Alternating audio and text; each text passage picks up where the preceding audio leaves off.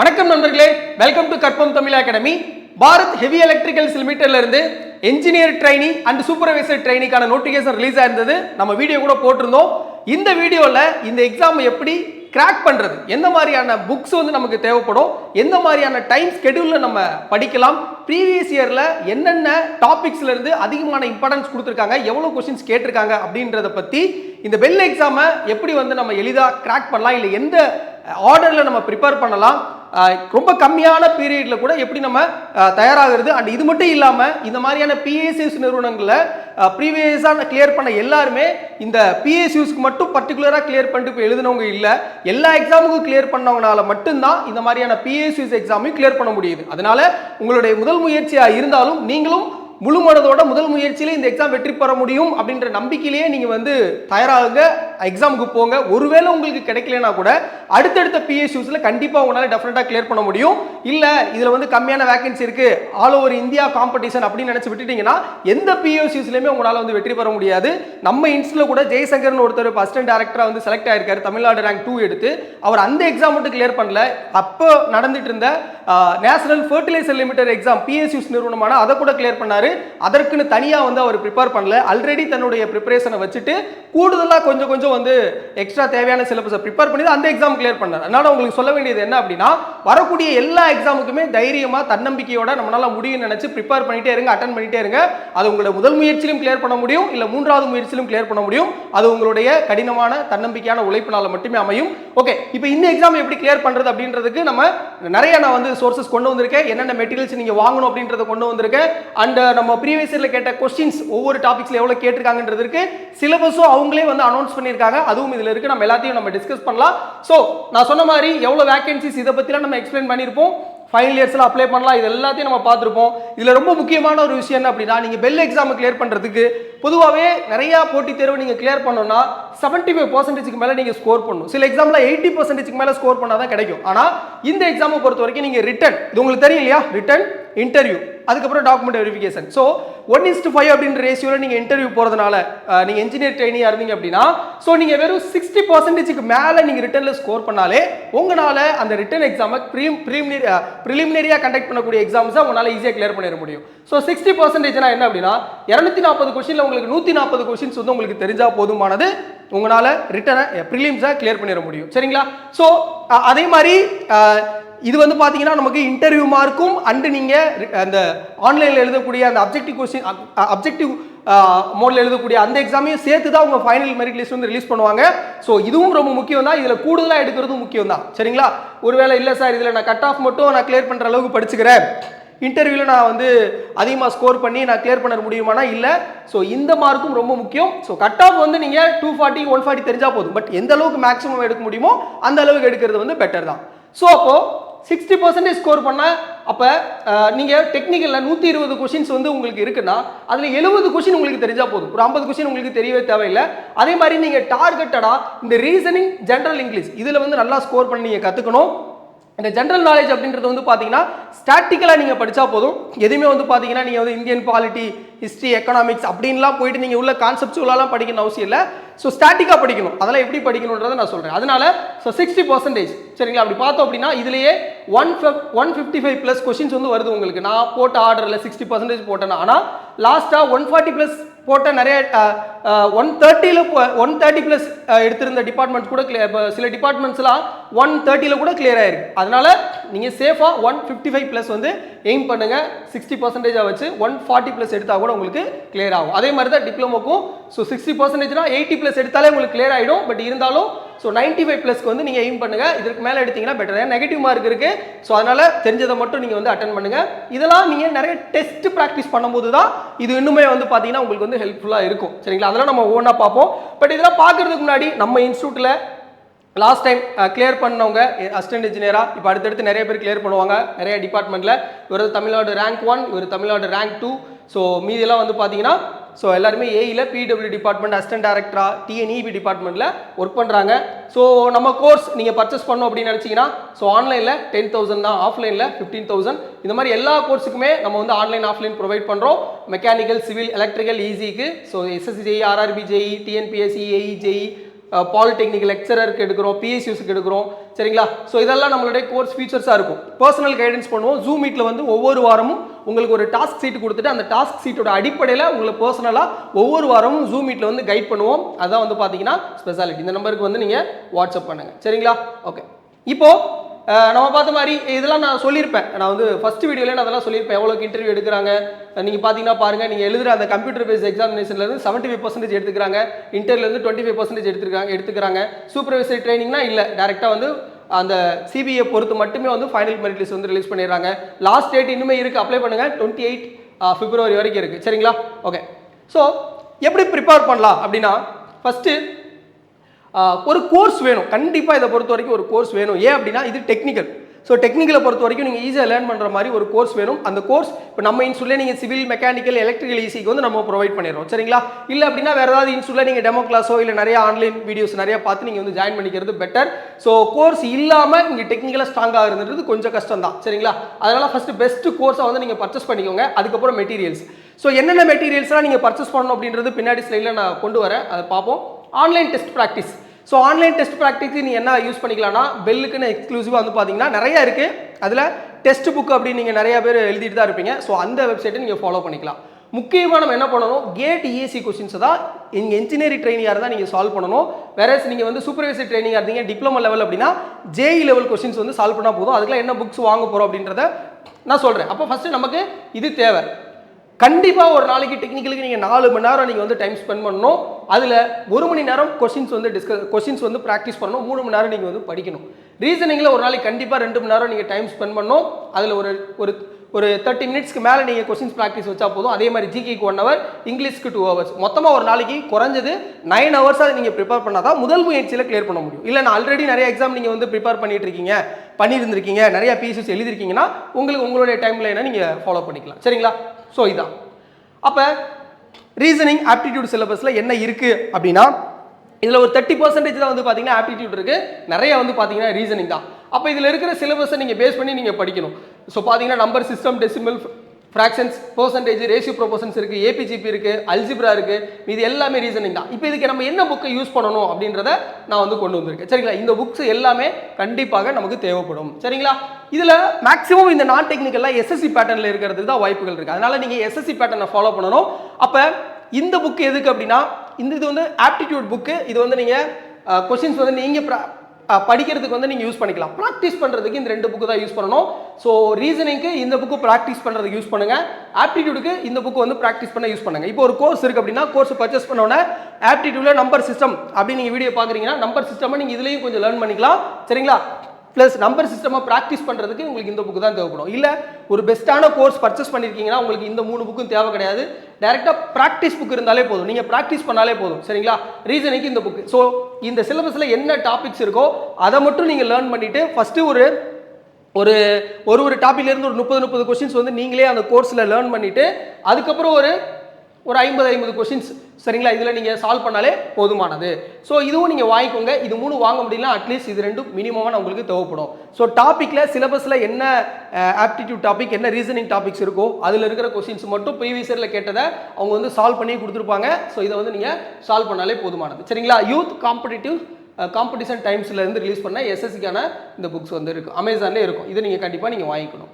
அதே மாதிரி ஜென்ரல் இங்கிலீஷுக்கு என்ன சிலபஸில் இருக்கோ அதை நீங்கள் என்ன பண்ணலாம், பக்சி அப்படின்ற அரிகன் பப்ளிகேஷன் ரிலீஸ் பண்ண இந்த புக்கை யூஸ் பண்ணி நீங்கள் படிக்கலாம். பட் அதுக்கு முன்னாடி நீங்கள் ஏதாவது ஒரு கோர்ஸில் நீங்கள் லேர்ன் பண்ணணும். பட் ஆப்டியோ, ரீசனிங்கோ, ஜிகேஓ, இங்கிலீஷோ இதெல்லாம் நீங்கள் கோர்ஸ் பர்ச்சேஸ் பண்ண அவசியமே இல்லை. ஏராளமான கண்டென்ட் ஃப்ரீயாகவே அவைலபிளாக இருக்குது. நீங்கள் டேரெக்டாக போய் சர்ச் பண்ணாலே நிறைய கண்டென்ட் வந்து ஃப்ரீயாக அவைலபிளாக இருக்கும். அதனால் இதுக்கெல்லாம் தேவையில்லை.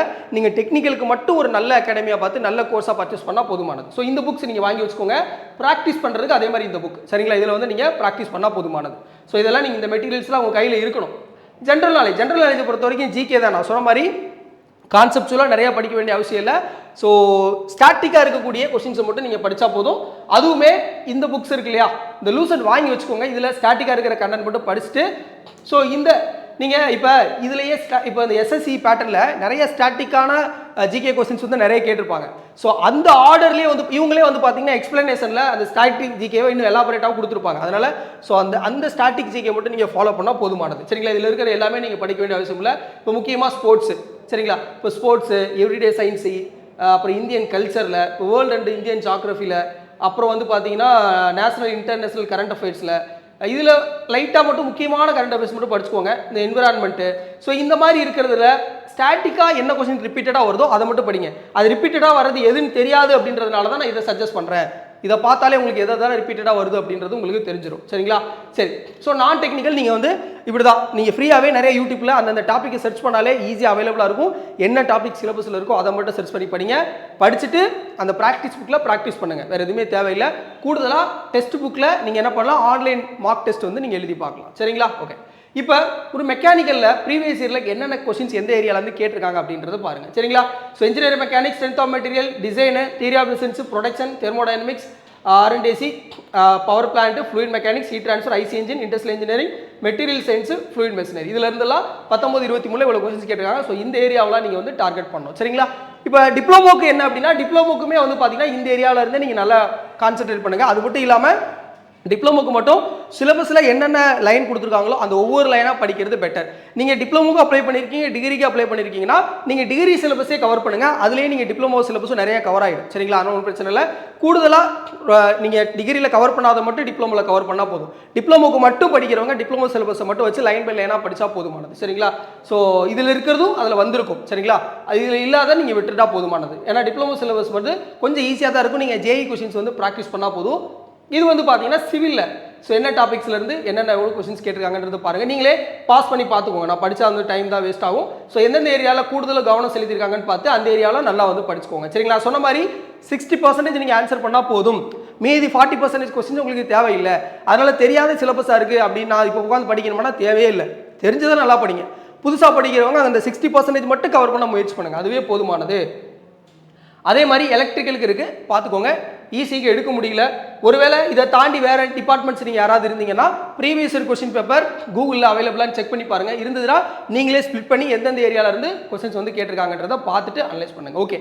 இப்போ நீங்கள் டெக்னிக்கல் ஸ்டூடெண்ட்டாக இருந்தால் என்னென்ன புக்ஸ் வந்து தேவைப்படும் நான் சொல்லியிருந்தேன். நீங்கள் டெக்னிக்கல் ஸ்டூடெண்ட்டாக இருந்தீங்கன்னா கேட்டு அண்ட் இஎஸ்சி இதில் 1 மார்க் கொஸ்டின்ஸை மட்டும் நீங்கள் சால்வ் பண்ணி பார்த்தா போதும். வேறு எந்த கொஸ்டின்ஸுமே நீங்கள் பெல்லுக்காக ப்ரிப்பேர் பண்ணுறவங்க மட்டும் நீங்கள் வேறு எதுக்குமே ப்ரிப்பேர் பண்ண எந்த கொஸ்டின்ஸும் சால்வ் பண்ண வேண்டிய அவசியம் இல்லை. வேறு நீங்கள் நான் டிப்ளமோ சிலபஸ்க்கு மட்டும் நான் வந்து ப்ரிப்பேர் பண்ணுறேன் அப்படின்னா நீங்கள் ஜேஇ கொஸ்டின்ஸ், அதில் எஸ்எஸ்சி ஜேஇ ஸ்டாஃப் செலெக்ஷன் கமிஷனால் நடத்தக்கூடிய ஜேஇ கொஸ்டின்ஸ், இல்லை வந்து பார்த்தீங்கன்னா ஆர்ஆர்பியால் நடத்தக்கூடிய ஜேஇ கொஸ்டின்ஸ், இதை சால்வ் பண்ணலாம். சரிங்களா? அதுக்கெல்லாம் என்னென்ன புக்ஸ் யூஸ் பண்ணணும் அப்படின்றத நான் சொல்கிறேன். ஃபஸ்ட்டு நீங்கள் என்ன பண்ணணும் அப்படின்னா, கேட்டுக்கு இந்த மேடிசியிலேருந்து ஒரு previous last 30 year questions discuss பண்ண ஒரு புக் இருக்குது, அதை வாங்கிக்கோங்க. மேடிசிலேயே ஒரு ஹேண்ட் புக் இருக்குது. ஒய்சிடியிலேருந்து வந்து பார்த்தீங்கன்னா solved paper 1 to volume 1 volume 2ன்னு ஏஇ ஸ்டாண்டர்டில் இருக்கும். கேப்சல்ஸ் இதெல்லாம் வேணும். நீங்கள் டிப்ளமோ ஸ்டாண்டர்ட்னா உங்களுக்கு இது ரெண்டும் தேவை கிடையாது. இந்த புக்கும் மட்டும் தேவை. இந்த புக்கு இந்த 3 புக்கு மட்டும் தேவை உங்களுக்கு. சரிங்களா? கேட்லாம் நீங்கள் சால்வ் பண்ண வேண்டிய அவசியம் இல்லை. நீங்கள் டிப்ளமோ ஸ்டாண்டர்ட் அப்படின்னா நீங்கள் இந்த மாதிரி ஜேஇ லெவலில் இது வால்யூம் 1 இருக்குது. ஆக்சுவலாக சிவிலுக்கு வால்யூம் 5 வரைக்கும் இருக்குது. அது எல்லாத்தையும் வாங்கி அதில் எஸ்எஸ்சி ஜேஇ, ஆர்ஆர்பி ஜேஇ, இல்லை சில பிஎஸ்சி நிறுவனத்தில் ஜேஇ கேடரில் எடுத்துருப்பாங்கல்ல, அந்த கொஸ்டின்ஸ்லாம் சால்வ் பண்ணி பாருங்கள். நீங்கள் டிகிரி ஸ்டாண்டர்ட்னா இதில் வந்து என்ன சால்வ் பண்ணால் இஎஸ்சி கொஸ்டின் சால்வ் பண்ணணும். கேட் கொஸ்டின் சால்வ் பண்ணுறதுக்கு இந்த புக்கு யூஸ் பண்ணிக்கோங்க. அப்புறம் ப்ரீவியஸ் இயராக நிறைய பிஎஸ்யூஸில் இப்போ சிபிசிஎல், ஹெச்பிசிஎல் இந்த மாதிரிலாம் கேட்டிருப்பாங்க இல்லையா, அந்த மாதிரியான பிஎஸ்யூஸ் நிறுவனத்திலேருந்து கேட்ட ப்ரீவியஸ் இயர் கொஸ்டின் பேப்பர்ஸும் இதில் சால்வ் பண்ணியிருப்பாங்க. அதை மட்டும் சால்வ் பண்ணுங்கள். இந்த கேப்சல்ஸில் ஒரு ஷார்ட் நோட்ஸ் மாதிரி இருக்கும், இதை யூஸ் பண்ணிக்கோங்க. இப்போ நீங்கள் கோர்ஸ் பர்ச்சேஸ் பண்ணுறீங்க அப்படின்னா அந்த கோர்ஸை நீங்கள் பார்க்கணும். பார்த்துட்டு உங்களுடைய ஓன் ஹேண்ட் ரைட்டை நீங்கள் எழுதி வச்சுட்டு இந்த புக்கை ரெஃபர் பண்ணணும். சரிங்களா? இந்த கேப்சல்ஸை ரெஃபர் பண்ணணும். இதில் என்ன மிஸ் ஆயிருக்குன்னு பார்த்து உங்கள் நோட்ஸில் வந்து அப்டேட் பண்ணணும். அதுக்கப்புறம் இதையும் கொஞ்சம் ரெஃபர் பண்ணிக்கலாம். இது ரெண்டுமே ஷார்ட் நோட்ஸ் மாதிரி தான். இதோட இன்னும் கொஞ்சம் பெட்டரான கண்டென்ட் இருக்கும். இதில் கொஞ்சம் உண்மையாக இருக்கும், இதில் கொஞ்சம் வேரியாக இருக்கும். பட் ஃபாலோ பண்ணிக்கலாம், ஒன்றும் பிரச்சனை இல்லை. பட் நீங்கள் கோர்ஸ் பார்க்கும்போது அதுலேயும் நிறைய கண்டென்ட் எழுதிட்டு ப்ராக்டிஸ் பண்ணுறதுக்கு நீங்கள் டிகிரி ஸ்டாண்டர்ட்னா இது 2 இது 3 ஃபாலோ பண்ணும். நீங்கள் வந்து டிப்ளமோ ஸ்டாண்டர்ட்னா இதை மட்டும் ஃபாலோ பண்ணும். இதான் எல்லா டிபார்ட்மெண்ட்டுக்கும் இந்த ஆர்டரில் தான் வச்சுருப்பேன். சரிங்களா? ஸோ மெக்கானிக்கலுக்கு டிகிரி ஸ்டாண்டர்டுக்கு YCT volume 1 volume 2 capsules, made easy handbook, made easy GATE. ஒருவேளை நீங்கள் டிப்ளமோ ஸ்டாண்டர்ட்னா இந்த புக்கு வால்யூம் 1 வால்யூம் 2 இருக்கும். ஜேஇ ஸ்டாண்டர்ட் வாங்கிக்கோங்க. டிப்ளமோனா இந்த புக்கு இது 3 வாங்கிக்கோங்க. அதே மாதிரி தான் எலக்ட்ரிக்கல் டிகிரினா இந்த புக்கு அப்புறம் வந்து பார்த்தீங்கன்னா இந்த புக்கு. டிப்ளமோனா இந்த புக்கு போதும், இது சரிங்களா? இது 3 வேண்டாம். ஸோ இதை மட்டும் நான் சொன்ன ஆர்டரில் நீங்கள் ஃபாலோ பண்ணிட்டா போதுமானது. அதே மாதிரி இசிக்கும் கொடுத்துருக்கேன். ஸோ இசிக்கு டிப்ளமோ ஸ்டாண்டர்டுக்கு பெருசாக இல்லை, ஜேஇ புக்கு வந்து இல்லை, இருந்தால் நீங்கள் பார்த்து வாங்கிக்கோங்க. சரிங்களா? 2 கொடுத்துருக்கேன், இதில் எது இருக்கோ வாங்கிக்கோங்க. அப்புறம் வந்து கேப்சல்ஸு கொடுக்கல, அதனால் இது மட்டும் இருக்குது. வால்யூம் 1 வால்யூம் 2 வாங்கிக்கோங்க. மேடிசி ஹேண்ட் புக் இருக்குது. கேட் கொஸ்டின்ஸ் சால்வ் பண்ணுறதுக்கு இது வாங்கிக்கோங்க. கால்குலேட்டரும் வந்து பார்த்தீங்கன்னா உங்களுக்கு இதிலே இருக்கும் சரிங்களா, சிஸ்டம்லேயே இருக்கும், அது ஒன்றும் பிரச்சனை இல்லை. ஸோ இவ்வளோ தான், இந்த புக்ஸ்லாம் வாங்கிக்கோங்க. ஸோ இப்போ கோர்ஸ் பர்ச்சேஸ் பண்ணிவிட்டு நீங்கள் ஃபஸ்ட்டு என்ன பண்ணணும், ஓன் நோட்ஸ் எழுதணும், கேப்சல்ஸில் பார்க்கணும், அப்புறம் இந்த நோட்ஸில் பார்க்கணும், கேட் கொஸ்டின்ஸ் 1 மார்க் சால்வ் பண்ணணும், இதில் பிஎஸ்யூஸ் இஎஸ்சி கொஸ்டின்ஸ் மட்டும் சால்வ் பண்ணால் போதும், வேறு எதுவும் சால்வ் பண்ண வேண்டாம் சரிங்களா. ஓகே, இப்போ இந்த பெல்லுக்கு நம்ம கம்மியான டைம் தான் இருக்குது, அதனால் ஏசி கேட்டு பிஎஸ்யூஸ் மட்டும் கொஸ்டின்ஸ் மட்டும் சால்வ் பண்ணால் போதுமானது. சால்வ் பண்ணிவிட்டு டெஸ்ட் புக்கில் ப்ராக்டிஸ் மார்க் டெஸ்ட் எழுதி பாருங்கள் சரிங்களா. ஸோ ஒவ்வொரு சண்டேயுமே மார்க் டெஸ்ட் எழுதி பார்த்துட்டே இருங்க சரிங்களா. இந்த வீக்கெல்லாம் வந்து ப்ரிப்பேர் பண்ணிவிட்டு சண்டே மட்டும் நீங்கள் டெஸ்ட் புக்கில் ஃபுல்லாகவே மார்க் டெஸ்ட் ஒவ்வொன்றுமே எழுதி பார்க்கணும். ஜிகேக்கு எழுதணும், இங்கிலீஷ்க்கு எழுதணும், ரீசனிங்க்கு எழுதணும், ஆப்டி எழுதணும், அண்ட் டெக்னிக்கல் எழுதணும். அப்புறம் கிட்ட லாஸ்ட்டு 10 நாளில் அட்லீஸ்ட் ஒரு 5 ஃபுல் டெஸ்ட்டாவது எழுதிருங்க. இது பண்ணாலே போதும், ஈஸியாக கிளியர் பண்ணிடலாம். ஏன்னா டைம் மேனேஜ்மெண்ட் ரொம்ப ரொம்ப முக்கியம் சரிங்களா. ஸோ இவ்வளோ தான், இது பண்ணாலே ஈஸியாக வந்து நம்ம பெல் எக்ஸாமுக்கு வந்து கிளியர் பண்ணிடலாம். நான் சொன்ன மாதிரி டிப்ளமோவாக இருந்தீங்க அப்படின்னா நீங்கள் கண்டிப்பாக அந்த சிலபஸை வச்சு நீங்கள் ப்ரிப்பேர் பண்ணுங்கள் சரிங்களா. சிலபஸில் என்ன கண்டென்ட் இருக்கோ அதை மட்டுமே ப்ரிப்பேர் பண்ணுங்கள் சரிங்களா. இப்போ ஃபோர்காஸ்டிங், பிரேக் ஈவன் அனலைசிஸ் அந்த மாதிரி தனித்தனியாக படிங்க. வேற நீங்கள் டிகிரியாக இருந்தீங்கன்னா நான் சொன்ன அந்த ஸ்பிளிட்டப்பில் இருக்கிறத மட்டும் படித்தா போதும். ஏன்னா இப்போ டிகிரி ஸ்டாண்டர்டுக்கு சில இதுக்கு வந்து பார்த்தீங்கன்னா இப்போ மெக்கானிக்கலுக்கு மட்டும் எடுத்துகிட்டோன்னு வச்சுக்கோங்களேன். மெக்கானிக்கலுக்கு வந்து பார்த்தீங்கன்னா மெக்கானிக் எலக்டிவ் 1 எலக்டிவ் 2 கொடுத்துருக்காங்க. இதெல்லாம் நம்ம படிச்சிருக்கவே மாட்டோம், நிறையா எந்த எக்ஸாமுக்குமே யாருமே படிச்சிருக்க மாட்டாங்க. அப்போ இது புதுசாக கொடுத்துருக்காங்களே சார், இதெல்லாம் எங்கே சார் உட்காந்து படிக்கிறதுனா ஃபஸ்ட்டு இதை ஸ்ட்ராங் பண்ணுங்கள் சார். இதில் என்னன்னா இது கேட் சிலபஸில் எல்லாமே கவர் ஆகிடுது சரிங்களா. இல்லைனா உட்காந்து கேட் சிலபஸ், அது யாராக இருந்தாலும் கேட் சிலபஸ் ப்ரிப்பேர் பண்ணாலே போதுமானது. ஏன்னா கேட் சிலபஸே மேக்ஸிமம் கவர் ஆகிடும், நம்ம அதை வச்சு 60% மேலே வந்து ரெடி ஆகிடலாம். இதெல்லாம் படித்ததுக்கப்புறம் உங்களுக்கு டைம் இருக்குது அப்படின்னா நீங்கள் இதுக்குள்ளே வாங்க, இல்லைனா இதெல்லாம் டச்சே பண்ணாதீங்க. இதை மட்டும் படித்தா நீங்கள் 60% மேலே வாங்கிட்டு ஆப்டி இங்கிலீஷ்க்கு நல்லா டைம் ஸ்பெண்ட் பண்ணுங்கள். ஸோ ஜிகேக்கெலாம் வந்து 50% தான். ஜிகேல நான் சொன்ன மாதிரி 20 கொஸ்டின் இருக்குன்னா 10 கொஸ்டின் ஆன்சர் பண்ணால் போதும் சரிங்களா. ஸோ மற்றபடி இங்கிலீஷ்க்கு நல்லா இம்பார்ட்டன்ஸ் கொடுங்க, ஆப்டிக்கு நல்லா இம்பார்ட்டன்ஸ் கொடுங்க. யார் ஆப்டிலையும் ஆப்டி ரீசனிங் இங்கிலீஷில் ஸ்கோர் பண்ணுறாங்களோ அவங்களுக்கு தான் வந்து கிளியர் பண்ண முடியும் சரிங்களா. ஸோ டெக்னிக்கலில் எல்லாருமே 60% மேலே ஈஸியாக ஸ்கோர் பண்ணிடுவாங்க. ஸோ இதை டார்கெட் பண்ணாலே டெஃபினட்டாக உங்களாலையுமே வந்து பார்த்தீங்கன்னா இந்த எக்ஸாமினேஷன்ஸ் கிளியர் பண்ண முடியும். ஸோ மற்ற டிபார்ட்மெண்ட்ஸ்க்கும் நிறைய கொஸ்டின் ப்ரீவியஸ் இயர்ஸ் கொஸ்டின் பேப்பர்ஸ்லாம் எடுக்க முடியல, பட் நீங்கள் எடுத்து அனலைஸ் பண்ணி நீங்களே ஓனாக உட்காந்து படிங்க. உங்களுக்கு மற்ற கெமிக்கல் இதுக்கெலாம் வந்து பார்த்தீங்கன்னா நிறைய கோர்ஸ் அவைலபிளாக இருக்காது. ஸோ அதனால் நீங்கள் உங்களுடைய ஸ்டாண்டர்ட் ஆத்தர் புக்ஸ் வச்சோ இல்லை ஏதோ ஒரு NPTEL இந்த மாதிரி போட்டு சர்ச் பண்ணி நீங்கள் படிங்க. ஸோ நோட்ஸ் எடுங்க, நான் சொன்ன புக்ஸை வச்சு அப்ஜெக்டிவ்ஸ் பாருங்கள். டெய்லியும் ஒரு டைம் ஸ்கெடியூல் போட்டு அந்த டைம் ஸ்கெடியூலில் டெய்லி ஃபாலோ பண்ணுங்கள். மினிமம் டெய்லியும் 9 ஹவர்ஸ் படிக்கிற மாதிரி பார்த்துக்கோங்க. டெடிக்கேட்டடாக டெய்லியும் 9 ஹவர்ஸ் படித்ததை நான் சொன்ன மாதிரி நம்ம இன்ஸ்டியூட்டில் ஃபாலோ பண்ணக்கூடிய டாஸ்க் சீட் மெத்தடை ஃபாலோ பண்ணுங்கள் சரிங்களா. டாஸ்க் சீட் மெத்தட்னா என்னன்னு தெரியலனா உங்கள் வாத்தியார் கற்பம் தமிழான்னு யூடியூப்பில் சர்ச் பண்ணிங்கன்னா வரும். அதை ஃபாலோ பண்ணி டெய்லி உங்களே நீங்கள் ரிவ்யூ பண்ணிகிட்டே இருங்க. ஸோ டெஃபினட்டாக இந்த எக்ஸாம் கிளியர் பண்ணுவீங்க. இந்த எக்ஸாம் முடியலனா கூட அடுத்த எக்ஸாம் கிளியர் பண்ணுவீங்க. நான் சொன்ன மாதிரி எல்லாரும் இந்த எக்ஸாமுக்கு தான் பர்டிகுலராக படித்து யாருமே கிளியர் பண்ணுறது கிடையாது சரிங்களா. ஸோ ஒவ்வொரு எக்ஸாமும் படிச்சுட்டு எழுதிட்டே இருப்பாங்க, அதில் ஒரு எக்ஸாம் வந்து அவங்க கிளியர் பண்ணுவாங்க. அப்படி தான் இங்கே நிறைய பேர் டிஆர்பிக்கு படித்தவங்க HPCL கிளியர் பண்ணியிருக்காங்க, ஏஐக்கு படித்தவங்க நேஷனல் ஃபர்டிலைசர் லிமிடெட் கிளியர் பண்ணியிருக்காங்க. ஸோ அந்த மாதிரி கேட்டுக்கு படித்தவங்க HAL கிளியர் பண்ணியிருக்காங்க. இந்த மாதிரி ஸோ பிஎஸ்யூஸ் வந்துக்கிட்டே தான் இருக்கும் நிறையா, எப்போ வரும்னு சொல்ல முடியாது, வரும்போது ரொம்ப கம்மியான டைம் தான் இருக்கும். அதனால் உங்களுடைய முழுமையான எஃபோர்ட்டை தொடர் முயற்சியாக நீங்கள் கொடுத்துட்டே இருங்க. டெஃபினட்டாக உங்களாலையும் வெற்றி பெற முடியுன்றதை முதல்ல நீங்கள் நம்புங்க. அப்போ தான் எந்த தேர்வாக இருந்தாலும் உங்களால் முதல்ல படிக்கவே முடியும். முதல்ல நம்பிக்கையாக இறங்கிடுங்க சரிங்களா. இருக்கிறதுலே ஒரு மிகப்பெரிய நல்ல காரியம் படிக்கணும்னு நினைக்கிறதா சரிங்களா. அது தன்னம்பிக்கையோட தொடங்கி படிச்சிங்கன்னா டெஃபினட்டாக எல்லாருனாலையும் கிளியர் பண்ண முடியும். மேக்ஸிமம் எல்லாத்தையும் சொல்லிட்டேன்னு நினைக்கிறேன். அண்ட் நம்ம இன்ஸ்டியூட்டில் நீங்கள் ஜாயின் பண்ணுற மாதிரி இருந்தால் ஸோ டிஸ்கிரிப்ஷனில் இருக்கக்கூடிய நம்பருக்கு நீங்கள் காண்டாக்ட் பண்ணுங்கள், இல்லை வாட்ஸ்அப் பண்ணுங்கள், நான் டீட்டெயில் ஷேர் பண்ணுறேன். நம்ம இன்ஸ்டியூட்டில் உங்களுக்கு பர்சனலாக வீக்லி ஒன்ஸ் வந்து ரிவ்யூ மீட்டிங் வச்சு உங்களை வந்து ஃபர்தராக கைட் பண்ணுவோம். ஸோ அது வந்து ரொம்ப ரொம்ப இம்பார்ட்டன்ட் அப்படின்னு நினைக்கிறேன் ஃபார் கவர்மெண்ட் எக்ஸாம் ப்ரிப்பரேஷன்ஸ் சரிங்களா. ஸோ இந்த வீடியோ நிறைய பேருக்கு ஷேர் பண்ணுங்கள், அண்ட் பிடிச்சிருந்தா சப்ஸ்கிரைப் பண்ணுங்கள், லைக் பண்ணுங்கள், அண்ட் தேங்க்யூ ஸோ மச்.